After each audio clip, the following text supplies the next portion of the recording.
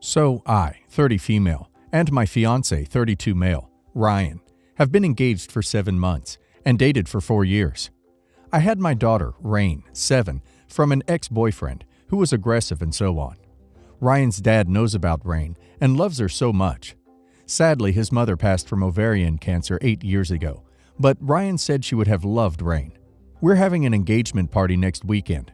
We had to postpone many times, and all the families are coming. This is where Ryan pulled me aside the other night after Rain went to bed and told me that his maternal grandmother, Beth, was never told about Rain. He said that she's an old type of Christian lady and would die if she found out that Rain isn't his, and I had her out of wedlock. Beth also doesn't have any social media since she's really old and lives somewhere in the UK, which is why she doesn't know about Rain. He told me that he wanted to pretend that Rain was my niece, my sister's daughter, until his grandmother left.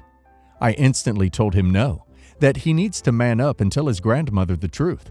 Rain is the sweetest and best thing in the world, and that he shouldn't be ashamed of her. That he's going to be her father soon and needs to protect her instead of hiding her. He got mad at me and said that I wasn't being considerate of his feelings and that his grandmother would disown him and he would get taken out of the will and that I'm messing everything up. We've been sleeping in separate bedrooms after that, and we're not really talking to each other unless it's about childcare. I told him that if he wants me to put up this facade, I'm not marrying him because it insults me and my daughter. And he told me I'm acting like an a-hole and it would only be for 2 weeks. Am I the a-hole? Update. So I finally got Ryan to sit down last night and we talked about what was going to happen. I told him straight up that there is under no circumstances that I'm lying about Rain being my daughter.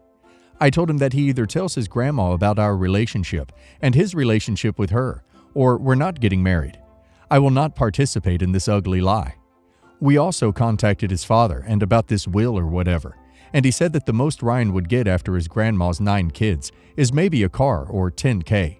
I told him that it was selfish to ever ask me to do that, and he has apologized profusely. He also loves Rain to death and realized that it was wrong of him to ever think about hiding her. I'm debating on pushing back the engagement party again, but we're going to counseling after this. Rain is doing great, by the way, and I took her out of school for ice cream. Not the a-hole. Apparently being in the will is more important than loving you and your daughter. That's an ugly side of him. I agree with you. I would not marry a man who felt the need to lie about a child. Not the a-hole. I don't know why the burden falls on everyone else to spare the feelings of old Christian types, instead of expecting them to grow up and get with the times. Your daughter is absolutely something you should be proud of. Your daughter is something he should be proud of if he wants to be part of your lives. Big red flag that he wants to play make-believe because his grandmother would be cranky. Good on you for sticking up for your daughter, not the a-hole, and I would seriously be reconsidering the wedding if my man tried to get me to pretend my child didn't belong to me, to make someone else more comfortable. This says to me that he is embarrassed of you and your daughter. So not cool. I have 2 bio daughters, Kara and Daisy, and a stepdaughter, Emma. I married Emma's dad when they were all in their early teens. I'm going to be honest, and I'm not trying to get slammed for being a bad mom, but Daisy was a bad child. She threw temper tantrums well into adulthood, snuck out at night, talked back to teachers. I did take her to multiple therapists, but it didn't help. Kara was a very easy child, and Emma didn't get in trouble but can be very rude, selfish, and when she was older, she was hyper and slept with a boyfriend of Daisy's. Emma's dad refused to put her in therapy and claims she's fine. Emma and Kara are best friends. They do literally everything together. Daisy is not close to either of them. I would also like to say Daisy has grown up to be a lovely young woman. She does still struggle with emotional regulation, but she is 85% better. Kara got married 4 years ago, and Daisy was pretty jealous. Emma was the maid of honor and was not nice to Daisy. Daisy ended up dropping out of the wedding the day of because she had been in the bathroom for a while, crying I think, and when she came out, Emma said if she did anything to mess up the wedding, she would push her into the cake. Everyone laughed, and Daisy left and turned her phone off for 3 weeks. Daisy got a boyfriend about a year later and got even better with her emotional issues, and I'm very proud of her. Daisy is now getting married, but is embarrassed because she only has one best friend, and he had a lot of people to be groomsmen, so she asked Emma and Kara. Emma declined because the dress didn't match her hair. Kara said she didn't want to do it without Emma. This annoyed me because Kara literally doesn't do anything without Emma. It borders on codependent. I snapped at Kara that her hair matches everything, so she doesn't have an excuse. And it's pretty sad that she is more concerned with her stepsister than her real sister. I told her I was disappointed. Daisy began tearing up and asking me to stop because I was embarrassing her. Kara yelled back that I always prioritize Daisy's issues, and she feels Daisy picked on her and she can't move past it and hopes Daisy's fiancé cheats. I found that awful because Daisy is so in love. I've never seen her like this. Where we are right now is Kara is hardly talking to me. Daisy is saying if she picked on Kara, it was only because Emma picked on her. And Emma is saying if she picked on Daisy, it was because she had a hard time at her mom's house and we weren't helping her. Unfortunately, we didn't know. I hate how divided we are, and I hate that Kara thinks I love Daisy more and doesn't want to talk to me because I lost my temper with her. It's wonderful that Daisy has gotten better and has matured, and I do hope that one day Kara can see that. But it seems as if she isn't ready to forgive her sister yet, and that's okay. You don't get to decide that she has to, and it will only drive a further wedge between everyone involved if you keep trying. Also, it sounds like Daisy only asked them to be in the wedding because she wanted to fill space, not because she actually wants them there, so I don't blame them for saying no. You're the a-hole for demanding that Kara prioritize a blood relationship, calling Daisy her only real sister, that has caused her pain over a chosen family relationship that makes her feel more welcome. You're the a-hole. The only reason Daisy asked either of your other two daughters is because she doesn't have any friends. The bride usually expects a lot of work for free from the bridesmaids, not to mention the cost of the dresses and the bachelorette party. If either Emma or Kara are close to Daisy, they shouldn't feel obligated to be her bridesmaids just because they are sisters. This post sorta sounds like Daisy was your golden child, and probably a good reason why Kara and Emma clicked was to have a comrade when you so clearly favor one of your daughters, and it doesn't matter how the other feels. Kara and Emma have their reasons, it sounds like, not to want to be a part of Daisy's wedding. You're the a-hole. It sounds like you never parented these girls properly at all. If they were having so many conflicts within themselves and with each other, it's on you as their parent to guide them. Duck what their dad says. What about you as their mother? As for Emma and Kara, they're fully within their right to want nothing to do with someone you admit was a bad actor. Just because Daisy has, to your perception, grown up and changed, does not mean that Kara and Emma have to now include someone who likely hurt them into their lives. It doesn't sound like Daisy's ever apologized or tried to reconcile with them. It seems like she just needed them as a prop to avoid embarrassment. You clearly have a very weak definition of family. Kara and Emma might not be blood family, but they're bond sisters for certain. Let me guess, because you're the stepmother, you felt lessened responsibility for their upbringing. I sincerely hope Kara and Emma can heal from the wounds your family gave them. Last weekend, my sister was over at my house. We hadn't seen her in a while because her household had virus. Then she got it. Then she got more plastic surgery and had to heal, so it's been a while now. My sister is a very beautiful woman, but I think she's went too far now with her surgery. She's gotten a lot of surgical and cosmetic work done, but this time she got her third nose job revision, and the end result looks horrible. Her second was a bit botched, but 10 times better than now. It threw off her facial proportions that she had already tweaked, and she looks like a completely different person now. It's very sad to see since she's only 34. When she came over, I hid my shock, but even my face couldn't hide it. She said that she's still healing, and it'll look better in a year. I pray so. She still wants other work done, and was telling me about it. Before you ask if we've advised her to stop, the answer is yes. She got her boobs done at 18, decades ago, and hasn't stopped with work, so there's nothing we can do or say. My daughter, 10, had just come home from school in the middle of our conversation, and when my sister greeted her, she jumped back and said, "Wow, Aunt blank, did you get stung by a bee in the face?" And she said it so concerned too. My sister just gasped, laughed, and looked at me, and I looked at my daughter and told her to go to her room and that there's a snack in the kitchen for her, and she turned around and left. My sister said, "So you're just going to let her say that to me?" To me. And I was so shocked. I asked what she meant, and she said my daughter just insulted and disrespected her appearance. I said she didn't mean to, and that she just hasn't seen her like this, and my sister started crying and left. I was shocked at her reaction. She hadn't returned my call, so I called her husband, and he told me that their own kids asked what's wrong with her face, and she cried about that too, and that she hadn't told him that our daughter said anything. A few days ago, my sister called me and said that she wants my daughter to write her an apology about not insulting people's looks and being kind and this and that. And I said no immediately. I said that my daughter didn't even mean to insult. She doesn't understand what plastic surgery is. And to her, it just seems like her aunt's face hurt, and she was concerned.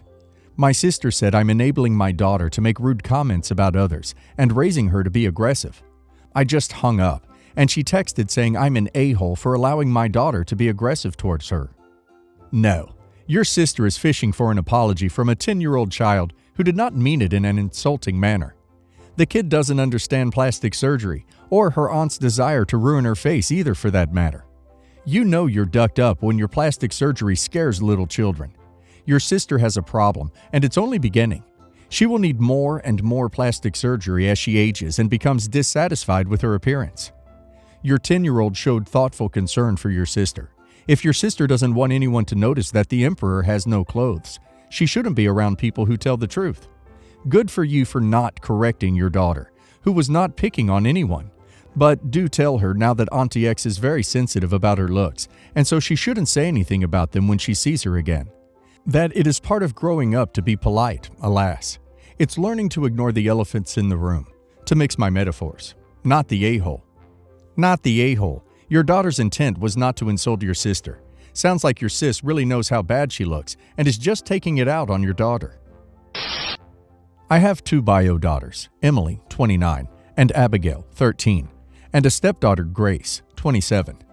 Grace and Emily have never gotten along, and my relationship with Grace has never been the best.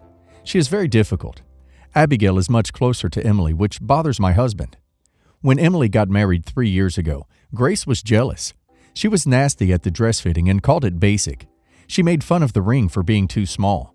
She picked a fight with me and her father the morning of, and she got drunk at the reception, cried, left because she was having a panic attack, and didn't talk to anyone for a while. My husband brushed it under the rug because he said she was lonely and jealous to see Emily get married, but that did change my opinion of Grace. Now Grace is getting married, and Abigail doesn't want to go. She doesn't like Grace. That's the number one reason.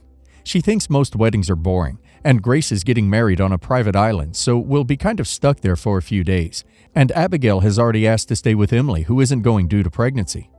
I'm okay with that, and think she should make her own decisions.